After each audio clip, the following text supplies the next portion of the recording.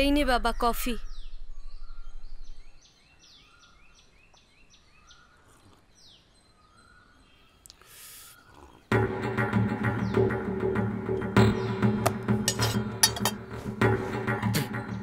মিলন, মিলন। বলুন মালিক। কি হয়েছে মালিক? এই কফিটা ধরে রাখাতে। হ্যাঁ, কি হয়েছে? এটা পরীক্ষা করাতে হবে। আমি খানিকটা খেয়ে ফেলেছি, বাড়িতে কাউকে কিছু জানানোর দরকার নেই।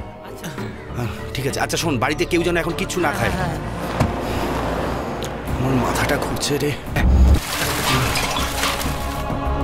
এই কফিটা ডাক্তারকে দিয়ে পরীক্ষা করাতে হবে রে। ডাক্তার, ডাক্তার দেখুন আমার মালিকের।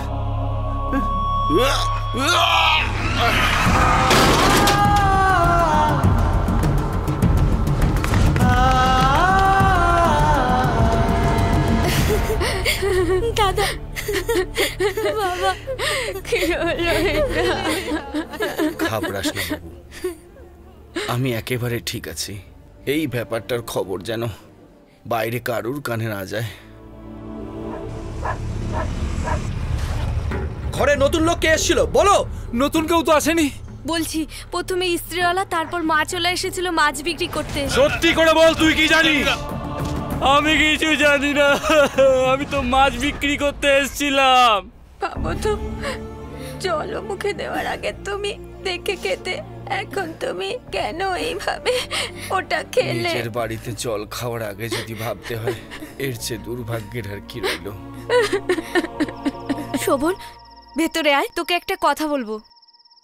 শোভন, সকালে তোকে সবার কথা বলেছি, আমি তোকে রাধিকার কথা বলিনি। রান্নাঘরে কফি বানানোর সময় রাধিকা ওখানে এসেছিল। মা কোথায় ও গেছেন? গোয়ালে গরুকে খেতে দিচ্ছে। আচ্ছা, আপনি এখানে কত বছর কাজ করছেন? হ্যাঁ, আমি এই ঘরের ঝি, তোমার কথাতেই বুঝতে পারলাম মা। আচ্ছা ঠিক আছে, আমি মায়ের সাথে ওনা তোর মায়ের সঙ্গে দেখা করলো না কিছু বললো? ও চুপচাপ রান্নাঘর থেকে চলে গেল। এই কি বলছো কি তুমি? আরো শোন, ওর চপ্পলটা ওখানেই পড়ে আছে, যা গিয়ে দেখে আয়।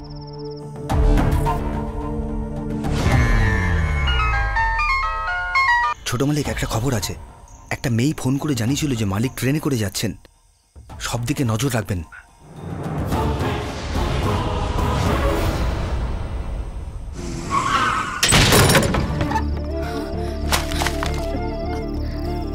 এই চটিটা পরেই তুমি আমাদের বাড়িতে এসেছিলে না? ওখানে আসার কারণটা কি ছিল? ওই বুড়ি মহিলাকে মিষ্টি কথায় ভুলিয়ে রাখা, নাকি আমার বাবার কফিতে বিষ মেশানো? বলো। আমি বলছি, তোমার বাবাকে মারবার জন্য আমি ওকে তোমাদের বাড়ি পাঠিয়েছিলাম। উনি মিথ্যে বলছেন তাই না? জবাব দাও, জবাব দাও। এই, তোর বাবাকে বিষ দেওয়াতে তোর এতটা রাগ হচ্ছে, আর আমার ছেলেকে মাঝ রাস্তায় তোর বাবা যখন জানে মেরেছিল সেদিন?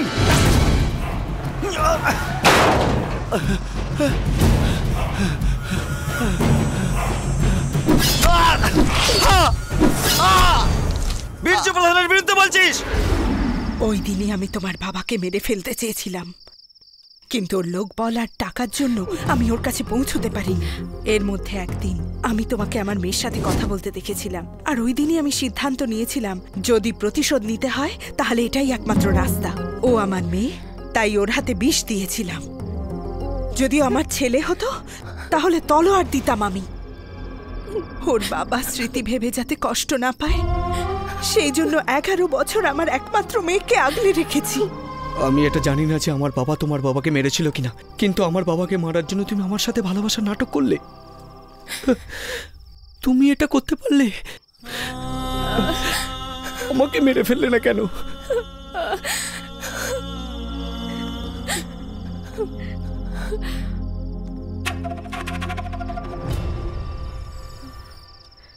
আমি তোমাদের সমস্ত কথা শুনেছি বোন, কিন্তু বিশ্বাস করো, আমি তোমার স্বামীর মৃত্যুর কারণ নই। তোমার স্বামী স্বেচ্ছায় ইলেকশনে দাঁড়ায়নি। আমাদের গোষ্ঠীর ভোট যাতে আর না বাড়ে সেজন্য জনকল্যাণ পার্টি থেকে 10 লাখ টাকা নিয়ে ইলেকশনে দাঁড়াতে তোমার লজ্জা হলো না? দাদা, আমি টাকা আদৌ নিইনি। এই কথা ঘোরাবার চেষ্টা করবি না, চুপচাপ ইলেকশন থেকে নিজের নাম উঠিয়ে নে, নয়তো ধড় মুন্ডু আলাদা করে দেবো। মানিককে মেরে দাও, ও তো আমাদেরই লোক। তাহলে আমি জিতে যাব। দোষ তখন বীরজু প্রধানের ওপর আসবে। যাও। পুরো গ্রামের লোক বিশ্বাস করে যে আমি ওকে মারিনি, সে কথা তোমরা কেন বিশ্বাস করলে না? যখন আমি জানতে পেরেছিলাম যে আমার ছেলে তোমার মেয়েকে ভালোবাসে, তখন সেই মুহূর্তেই আমি এসে বলতে চাইছিলাম, কিন্তু ও বলল যে তুমি সব জানো। তাই ভেবেছিলাম যে তুমি সব সত্যিটুকু জানো। অন্যের কথা শুনে তুমি মেয়েটার মনটা বিষিয়ে রেখেছো আর লজ্জায় মাথা নিচু করতে বাধ্য করেছো। আগামী দিনে ওকে অন্যের বাড়িতে গিয়ে থাকতে হবে, এই চিন্তায় আমি এখানে ছুটে এসেছিলাম। কি ভুল করলাম?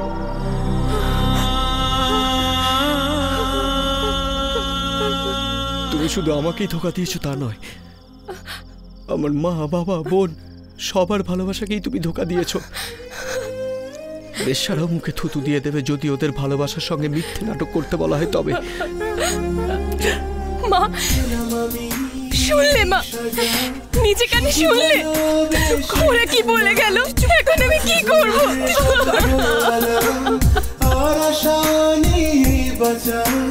তোর প্রেমেতে ডুবে গিয়ে সব কিছু যে হারালাম, শুধু তোমাকে ভালোবেসে মন হারালাম। টেলিফোন বুথের খোঁজ পেয়েছি, কিন্তু পাশে লেডিস হোস্টেল থাকার জন্য কোন মেয়ে ফোন করেছে তার খোঁজ পাইনি। একটা মেয়ের খোঁজ তোরা লাগাতে পারিস না? ছি! কাল বিধানসভাতে বিরোধী সদস্যরা সবাই মিলে আমার দিকে তাকিয়ে হাসবে। আমরা এখন চুপ করে থাকলো, বীরজু কিন্তু এখন মোটেই চুপ করে থাকবে না। আজ রাত্রেই 50 জন নিয়ে যাও। কারো সন্দেহ হওয়ার আগেই এমন হামলা করো যাতে বীরজু আর ওর ছেলে খতম হয়ে যায়। কোনো গ্রামবাসী যদি ওদের বাঁচাতে চায়, কেটে দিবি ধর থেকে মাথাটা। দাদা, এইসব সবার সামনে করলে সব পাঁচকান হয়ে যাবে। আমাদের লোকদের বলবি আড়াল থেকে দাঁড়িয়ে দেখতে। আজ রাত ঠিক 10:30টার সময় ইলেকট্রিসিটি বোর্ডে গিয়ে ওই গ্রামের কারেন্ট কেটে দিতে বলবি। সেই মুহূর্তে কোনো পুলিশ স্টেশনে কোনো ফোন গেলে সেই ফোনটা ধরতে বারণ করে দিবি। আর ওই ড্রাইভার চলে যাচ্ছে কেন? বীরজু প্রধানের লোক নয় তো? ওই নিয়ে দেখো ওকে আর কে ওকে পাঠিয়েছে আর তার সাথে ওর কি সম্পর্ক, সব কিছু খবর নাও।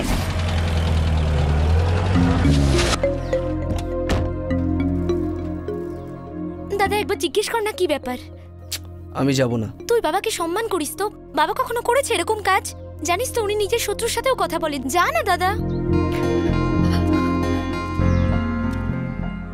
আমি তোমার কাছে ক্ষমা চাইতে আসিনি, কারণ যে অন্যায় আমি করেছি তার ক্ষমার যোগ্য আমি নই। আমরা আজই এখান থেকে চলে যাচ্ছি। ওই কথাটা যেমন সত্যি যে আমি তোমার বাবার কফিতে বিষ মিশিয়েছিলাম, ঠিক এই কথাটাও সত্যি। আমি তোমাকে ভীষণ ভালোবাসি। আমায় ভুল বুঝো না, ভগবানের দিব্যি। আমার ভালোবাসাকে তুমি অপমান করো না।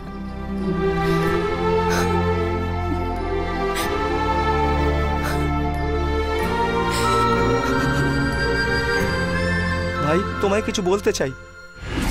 মেয়েটা যা কিছু করেছে ওর মার কথাই করেছে। আরে ক্ষমা যে করতে পারে সেই তো মানুষ। আর তুই? আমার বাড়ি, আমার মন্দির, আমার বাবা মা, আমার ভগবান। আমি কি করে ওকে ভালোবাসবো যে আমার বাবাকে মারতে চেয়েছিল? শোন, তোর সমস্যাটা বুঝি বলেই বলছি আমি। ও যখন এ বাড়িতে এসেছিল তোকে ভালোবেসে বিয়ে করবে বলেই তো এসেছিল, কাউকে মারার জন্য তো সে আসেনি। এখন তুই বল, তুই ওকে কোনোদিনও কি ভুলতে পারবি? না, কিন্তু তফাৎ এইটুকু, আমি যে রাধিকাকে ভালোবেসেছিলাম সেও নয়। দাঁড়া শ্রবণ, আমার একটা কথা রাখবি? রাধিকাকে বাড়িতে ফিরিয়ে আন। আমাকে যারা মারতে চায় তাদের মারার জন্য তুই তৈরি থাকিস, তাই না? ঠিক সেই রকম রাধিকা ওর বাবাকে ততটাই ভালোবাসত। বীরভূমি ভারতবর্ষে জন্ম নেওয়া প্রতিটা নারীর এই বীরত্ব থাকা উচিত। বন্ধুর জন্য বন্ধুত্ব, বীরের জন্য বীরত্ব, আর শত্রুর জন্য শত্রুতা থাকতে পারে, কিন্তু ভালোবাসাকে কখনো ঠকানো উচিত নয়। ওই দিন একটা মুরগিকে মারার কথা শুনে অত কান্না যে মেয়ে কেঁদে ফেলতে পারে, ওই রূপটাই ওর আসল পরিচয়। প্রথমে মেয়েটাকে আমিও পছন্দ করতাম না, কিন্তু যেদিন সবকিছু ছেড়েও আমার পরিবারে এলো, তখন ওর ভালোবাসাকে আমি সম্মান জানিয়েছি। বাকি জীবন এখন সুখী রাখার দায়িত্ব আমাদের। যা, ওকে ফিরিয়ে নিয়ে আয় বাবা, যা। তুমি এটা করতে পারলে?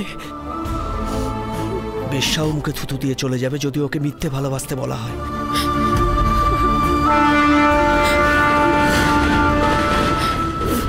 আমি আর বেঁচে থাকতে চাই না। আর তাছাড়া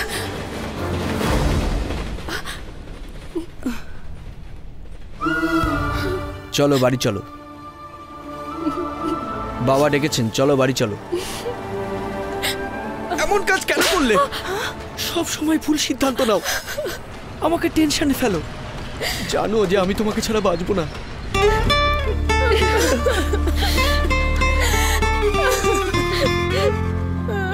জরুরি কথা আছে, তাড়াতাড়ি আসুন মাঠে। একা একা কোথায় যাচ্ছে? এই একটু পাশে গ্রামেই।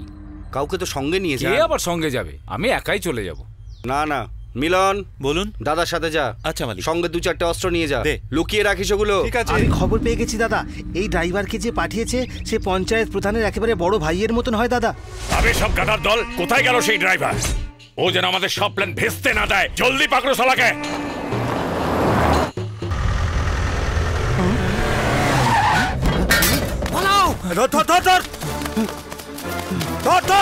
খোকা তাড়াতাড়ি দৌড়ো, ওইদিকে যা, ওইদিকে ধর, তাড়াতাড়ি চল, ধর।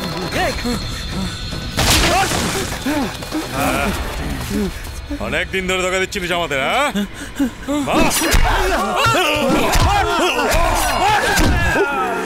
মালিক মালিক মালিক মালিক, গুরু ভাইকে মেরে দিয়েছে ওরা। মালিক, কি বলছিস তুই? দিয়েছে ওরা।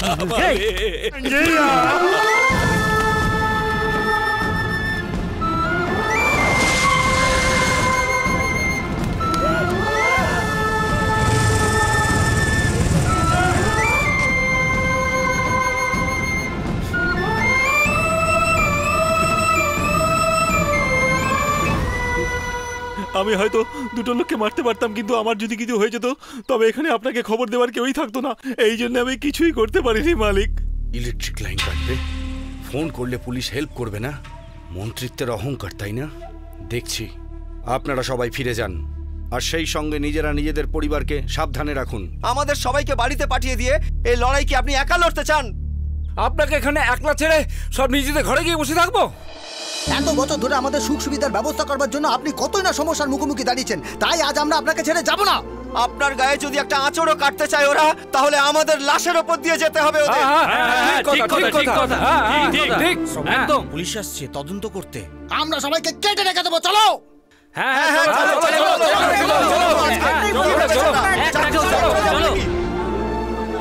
ছোট মালিক, আপনার বাড়িতে কি এই গলিতে পর্যন্ত ঢুকতে দেবো না। যে আপনাদের বাড়ির দিকে যাবে তাকেই কেটে টুকরো টুকরো করে দেবো। দাদা, রাজারহাট থেকে লোকেরা ঠিক 10:30টার সময় এসে আমাদের ফোন করে দেবে। যতক্ষণ না বলবো ততক্ষণ ভেতরে থাকবে। বীর্য প্রধান মারা যেতেই সবাই আমায় খুঁজতে শুরু করে দেবে। আমি গেস্ট হাউসে থাকবো, তুই ওদিকে বিয়ের মণ্ডপে থাকবি, কাজ খতম করে চলে আসবি, তারপর আমরা সবাই একসাথে বিয়েতে যাবো। ঠিক আছে, ঠিক আছে। তোমরা সবাই যাও এখন। ঠিক আছে মালিক। বাবা, গ্রামের লোকজন তোমাকে এতটাই ভালোবাসে যে কেউ এলে তাকে কেটে ফেলে দেবে। যাই হোক না কেন, এই লড়াই ক্ষতি তো আমাদেরও হবে। যারা টাকার জন্য লড়ে তাদের পরিবারের চোখে জল আসবে না, কিন্তু প্রতিবেশী আর কাকার পরিবারকে কে জবাব দেবে বলুন আপনি? আমি কি করতে পারি? সরকার আর ক্ষমতা দুই ওর কাছে আছে, ওর মুখোমুখি দাঁড়ানো ছাড়া কোনো উপায় দেখছি না। 4 জন আমরা, 4 জনই যথেষ্ট। যদি আমাদের কিছু হয়ে যায়, কারোর স্ত্রী তো আর বিধবা হবে না। কিন্তু মরবার আগে 3 জনকে শেষ করে তবেই মরব। না বাবা, এটা ঠিক হবে না। চিন্তা করবেন না, আমার কিছুই হবে না। রাজারহাটে 1 ঘন্টা আগে আমার নামে আমার বন্ধু হোটেল বুক করেছে। ঠিক 10:30টার সময় রাজকিশোরকে মেনে আমি এয়ারপোর্টে যাব। আমার বন্ধু রুম খালি করে এয়ারপোর্টে চলে আসবে। রাত 1টার ফ্লাইটে আমি মালয়েশিয়া চলে যাব। আমি 6 মাস কিংবা 1 বছর পর ফিরব। এর ফলে আমার নাম পুলিশের খাতায় উঠবে না। আমি বিদেশে যাব বলে আপনি পাসপোর্ট বানাতে দিয়েছিলেন না, এ পর্যন্ত কাজে আসেনি, কিন্তু আজ ওটার জন্যই আমি বেঁচে যাব। কি হয়েছে মা? কেন কাঁদছো? 25 বছর ধরে বাবা লড়াই করে চলেছে, তখন কাঁদলে না, আর এখন কাঁদছো? এটা মায়ের স্নেহ, তাই না? ভগবানের কাছে আমার জন্য প্রার্থনা করো, চোখের জল ফেলে আমাকে দুর্বল করে দিও না। হে ভগবান, কেঁদো না মা, তাহলে আমি যেতে পারবো না। বাবা, তোর যদি কিছু হয়ে যায় আমাদের চিন্তা হবে না। আমার মনটা কি পাথর বল, ওকে আমি কি জবাব দেব? ওকে আমি এখন কি বলবো? হে ভগবান, আমি কি করব? আমি এখন কি করব?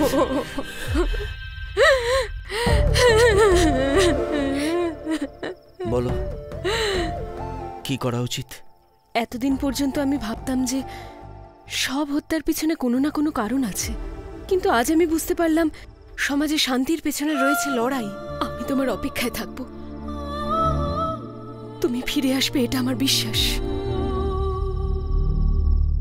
আপনি বলেছিলেন না রাগের বশে যদি কেউ তরোয়াল তোলে সেটা ভালো হয় না, কিন্তু দেশকে রক্ষার জন্য তরোয়াল তোলাটা খারাপ হতে পারে না।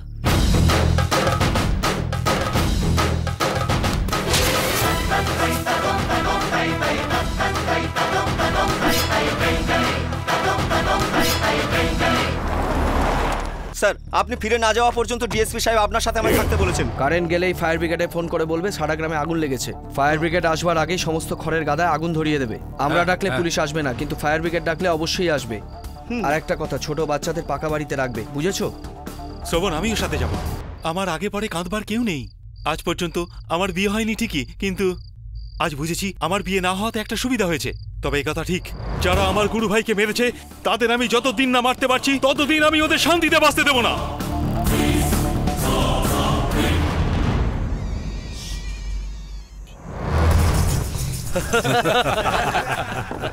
শ্রবণ, বাড়িতে কেউ নেই, সব বিয়ে বাড়িতে গেছে।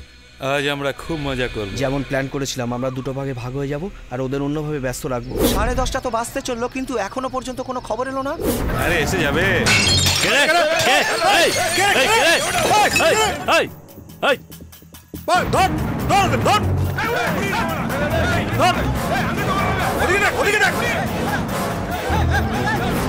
আমাদের গ্রাম থেকে এখানে আসতে এত দেরি কেন হচ্ছে?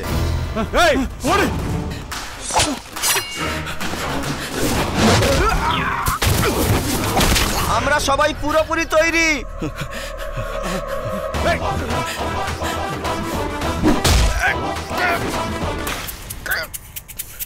চলো চলো, জলদি চলো।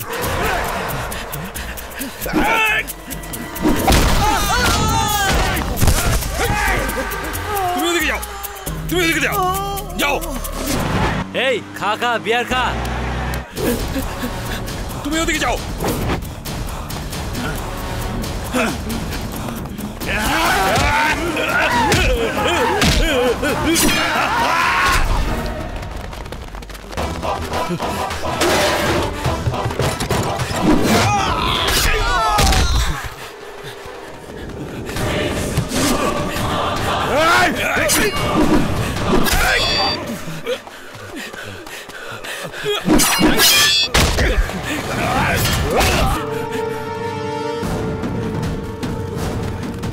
ভাই, ও তো ফোনই তুলছে না। চল তো আমরা গিয়ে দেখি, চল।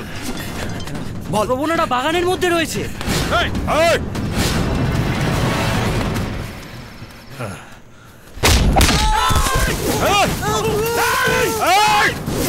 সময় হয়ে গেছে ভাই সাহেব, সবাই মশাল জ্বালাও। চলো সবাই মশাল জ্বালিয়ে দাও, চলো।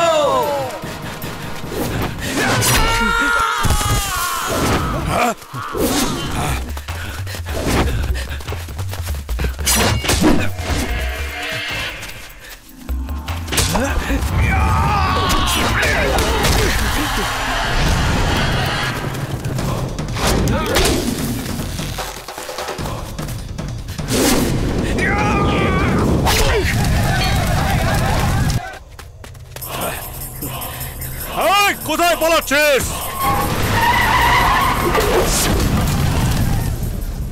এ কি বড় ভাই, আমরা আসার আগে ওরা কাজ ছেড়ে চলে গেল।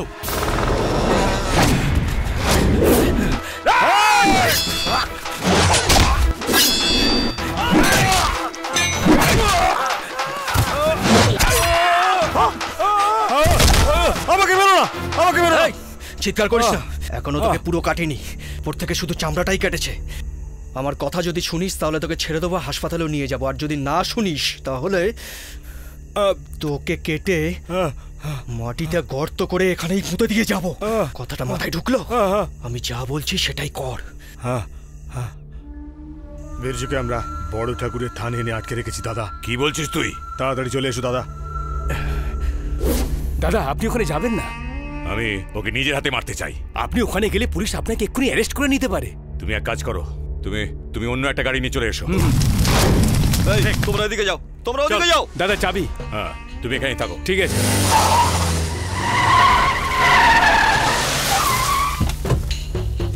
এই জনি, এই জনি, কোথায় গেলি তুই?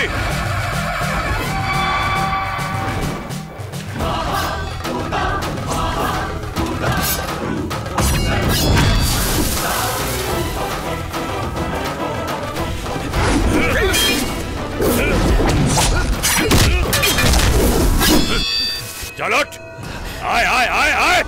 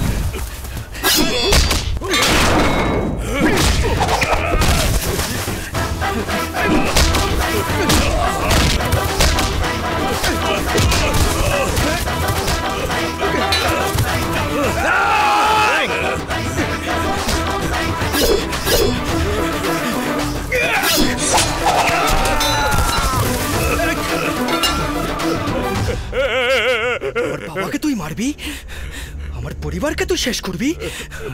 সালা মন্ত্রী হয়ে দুটো পয়সার গরমে তোর যা মনে হবে তুই তাই করবি? এই শয়তানেরা যদি এক হয়ে ভালো মানুষদের শেষ করে দেয় তাহলে মন্দির আছে কি করতে, ভগবান আছে কি করতে? আমার গ্রাম তোর চাই, আমার পরিবার তোর চাই, আমার বাবাকে তোর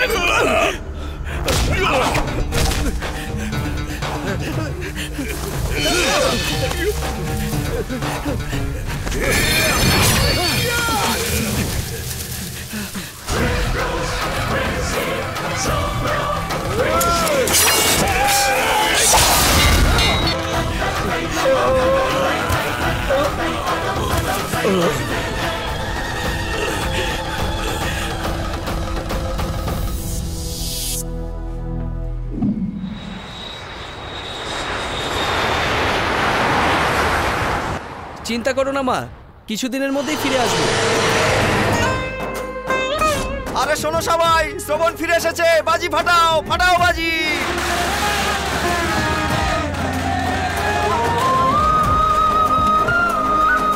ভাই তোকে ছাড়া আমরা বড় একা হয়ে গেছিলাম।